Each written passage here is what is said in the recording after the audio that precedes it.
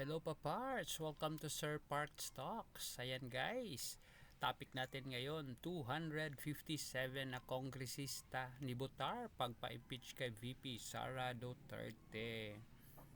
Magandang umaga po sa ating lahat. Magandang umaga, magandang tanghali, magandang gabi sa ating lahat. Ayan, welcome po sa Sir Parts Talks at pag-uusapan natin nga ito 257 kongresista ni Botar para ma-impeach si VP Sara Duterte. Ayan guys, sana may matutunan kayo dito sa ating talk. Yan, magandang araw po sa inyong lahat ulit. May balita na naman sa politika ng Pilipinas. Sabi nila 257 na kongresista ang bumoto para ma-impeach si Vice President Sara Duterte. Grabe no, 257.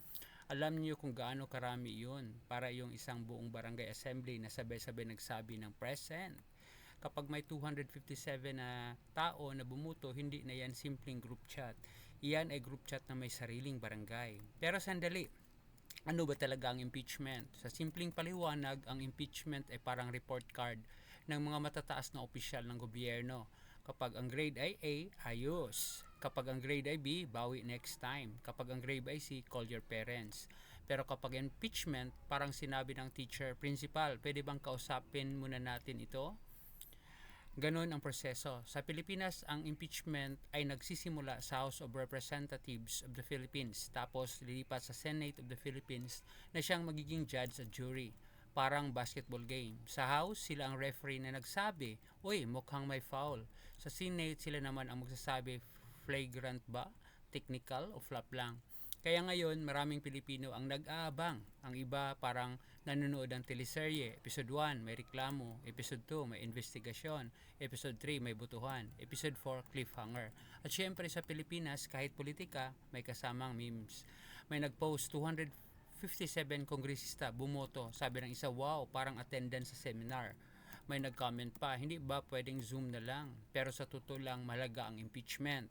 Dahil ipinakikita nito na kahit gaano kataas ang posisyon, vice president ka man, mayor o barangay captain, may check and balance. Yan ang kagandahan ng demokrasya. Pero may mas malaking tanong. Tayo bilang mamayan, ano ang role natin? Hindi tayo judge, hindi tayo prosecutor, hindi tayo defense lawyer. Pero may isang napakalakas na kapangyarihan tayo, ang boto, ang boses, at ang responsibilidad na maging informed. Kasi minsan sa Pilipinas, mas updated pa tayo sa love life ng artista kaysa batas ng bansa. Mas alam pa natin ang nangyayari sa Batang Quiapo kaysa nangyayari sa Kongreso. Pero tandaan natin, ang demokrasya ay parang jeepney. Kung tulog ang mga pasahero, baka mapunta tayo sa maling destinasyon. Pero kung gising ang mga pasahero, may magsasabi, driver, dito lang sa tamang daan. Kaya kahit painit ang usapan tungkol sa impeachment, ang pinakamahalaga ay manatiling matalino, mahinahon at makabayan dahil sa huli, ang tunay na boss ng gobyerno hindi ang Pangulo, hindi ang Kongreso, hindi ang mga senador, hindi ang vice presidente. Ang tunay na boss, ang mamayang Pilipino. Maraming salamat po.